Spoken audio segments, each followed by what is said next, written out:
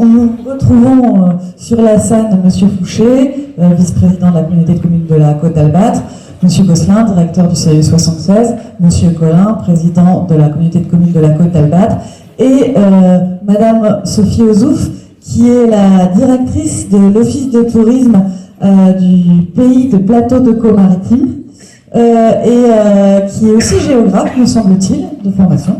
Donc avec un regard très particulier sur les paysages, l'occupation humaine et les couleurs aussi, je me souviens de notre entrevue.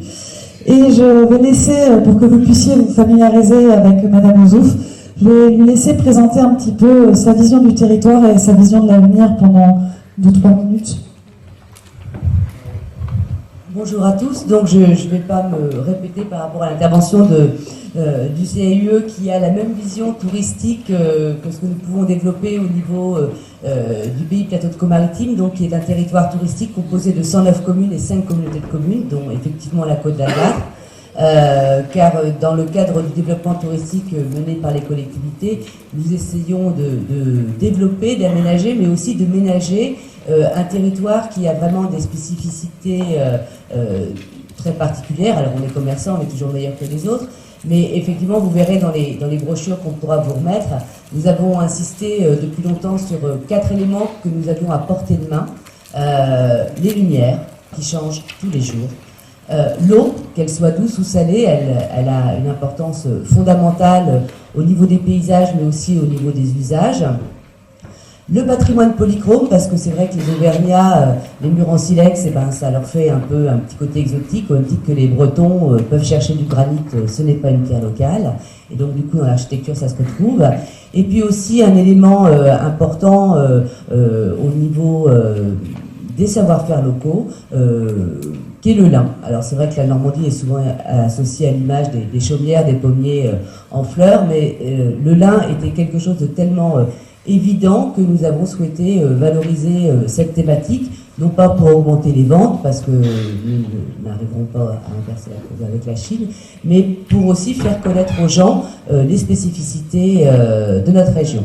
Et nous avons laissé les betteraves au Picard qui sont encore plus forts sur ce domaine-là, bien que nous ayons une sucrerie importante, et qu'il est toujours important aux citadins qui viennent dans ce grand jardin que peut-être la communauté de communes de la Côte d'Albâtre comporte de grosses agglomérations pour les gens qui ont envie de verre, de lumière, d'air, parce que vous verrez, nous avons beaucoup d'air. Mais c'est ça aussi qui nous donne un joli teint tout à fait nature, et voilà, et pas du tout artificiel. Donc c'est vrai que, mais, par exemple, en ce moment, avec l'état de betterave, beaucoup de gens nous disent vous avez vraiment une terre formidable au niveau de votre culture quand on voit la taille de vos pommes de terre. Donc nous avons encore une marge de progression, mais qui est importante, parce que c'est vrai que nous sommes habitués à voir nos tas de patates, alors même si les routes ne sont pas très propres en ce moment, mais il faut que tout se fasse. Et donc ça fait partie aussi des choses simples de la vie, et d'une forme de culture qui peut être aussi dans les champs, et de paysages absolument exceptionnels comme la Côte d'Albâtre, le Pays de Caux et les vallées côtières.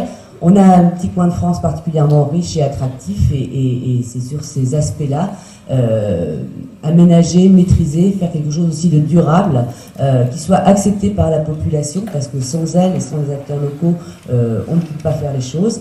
Et le volet touristique, il faut savoir que tout ce qui se fait en matière de tourisme est bon pour les premiers usagers. Nos premiers touristes, c'est aussi la population locale. Voilà.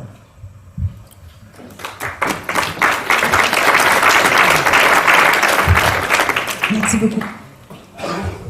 Alors, avant de commencer le débat, je voulais aussi remercier particulièrement la communauté de communes avec les élus, on l'a dit tout à l'heure, mais je voulais remercier aussi Sonia Achard, qui est à l'œuvre au quotidien depuis je ne sais combien de temps, et qui nous permet de réussir un peu tout ce que l'on fait, et avec sa collègue Corinne à côté, dont je ne connais pas le nom. Mais voilà, je voulais les remercier particulièrement. Je pense que je passerai un peu les 2 jours à les remercier régulièrement en off, parce que voilà. Vous savez, si on a cette chance d'avoir de belles salles, des gens présents, c'est aussi parce qu'ils se mobilisent et qu'ils ont décidé de se lancer dans cette aventure. Alors c'est à vous maintenant, à vous de parler. On vous laisse peut-être nous appeler, lever la main pour poser vos questions. Ça peut concerner le concours, ça peut concerner le territoire, des questions sur ce que vous voulez, sur ce que vous souhaitez, sur ce qui vous intrigue.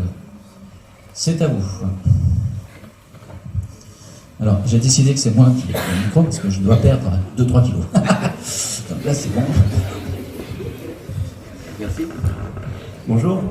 Je voulais simplement savoir quel était votre regard sur ce territoire qui est nommé le New Forest en Angleterre.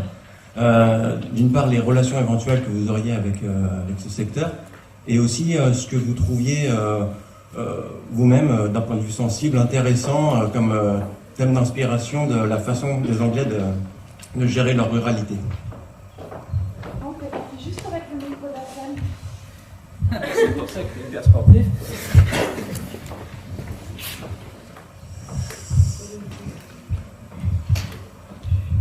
Je pense que c'est à moi que la question a été posée. D'accord. Bon, il y a le New Forest, il y en a d'autres aussi. Hein. J'ai parlé du New Forest parce que, effectivement, comme vous savez, la nouvelle forêt, c'est quelque chose qui s'est développé il y a très longtemps maintenant, avec des liaisons importantes avec la royauté française de l'époque. Hein. Je ne vais pas refaire l'histoire, mais nous sommes allés il y a quelques années, dans le cadre déjà d'une réflexion sur le territoire, voir un peu ce qui se passait dans le New Forest. Et pourquoi j'en ai parlé? C'est parce que vraiment, c'est un territoire qui est conduit d'une façon environnementale très importante, puisqu'il y a des secteurs où les chevaux se promènent sur la route, et avec des techniques, vous savez, de rouleau pour pas qu'ils puissent aller dans d'autres secteurs. Et c'est vraiment une vie à part. Et c'est ça qui nous avait, à l'époque, un peu intrigués et aussi très intéressés. Sur ces éléments de polychromie, sur les matériaux dont vous nous avez présenté assez rapidement quelques éléments, je voulais vous demander est-ce qu'il existe encore des filières sur le territoire de ces matériaux, donc j'ai du mal à parler. Par exemple, est-ce qu'il existe encore des filières de briques, de grès, de silex, de bois? Est-ce qu'il y a des filières ancrées sur le territoire de construction avec ces matériaux dont vous nous avez présenté très joliment tout à l'heure? Et donc, il y a une possibilité, malgré tout, de récupérer ces matériaux anciens et de les réemployer, de les utiliser de nouveau pour construire des éléments de façade sur les nouvelles constructions. Pour ce qui concerne la brique, il n'y a plus de briqueterie locale. Les briqueteries les plus proches sont, à ma connaissance, dans le Calvados, avec des briques, malgré tout, qui sont de bonne facture et d'aspect malgré tout très, très proche des briques traditionnelles, notamment